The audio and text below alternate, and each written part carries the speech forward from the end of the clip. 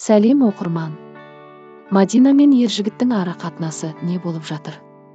Көбі сұрайды екен екеуінен де. Не болды? Біз әлі жоқпыз.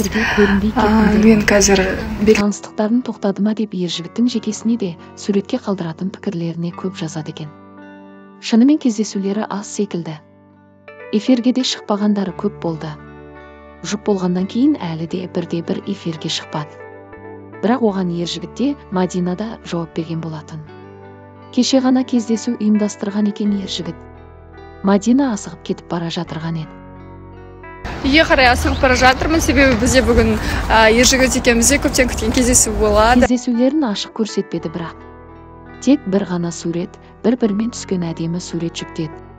Ержігіт болса ол суретке жарқыраған жарықтық деген фото деп жазып қойған екен.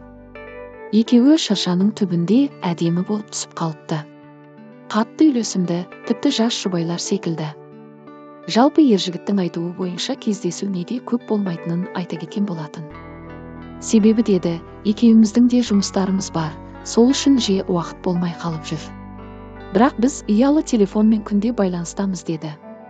Ержігіттің Мадинаға деген сыйластығы мол екені көрінеді. Жігіт болса қыздың бір суретіне бөлек әлем деп жаза кетіпті. Ал Мадина болса екеуінің суретін жүктегенде.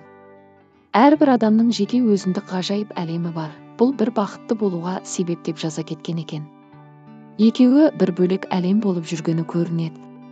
Сүйкімді жандар, сүйсініп қарайсын екеуіне. Әдемі жұбымызға тек көз тимесін, үйлену тойын көрейік бұйыртса. Осы жұптың қолдаушылары көп деп айтсам қателеспеспін. Таныстықтары қалай жалғасып жатқанын енді алдағы уақытта көре жатармыз.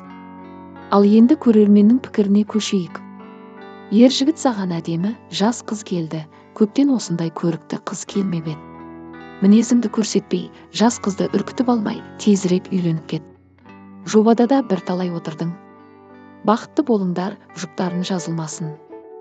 Бүкіл халықтың айтқан тілектері қабыл болсын. Аллам ержігіт пен Мадинаға қосылуды нәсіп етсін. Көзден, сөзден, тілден сақтасын, бақытты болыңдар. Ержігіт, бақытқа лайықтысын, тез ата-анасымен танысып бәрі біліп алшы. Бәрі дұрыс болса көп созбай 14 ақпанда үйлен. Керемет жарасып тұрсындар. Балам көп жүрмей үйленіп көріңдер, бақытты отбасы болыңдар. Енді осы қыздан айырылып қалма. Солай болсын, тек екеуіне бақыт тілейміз.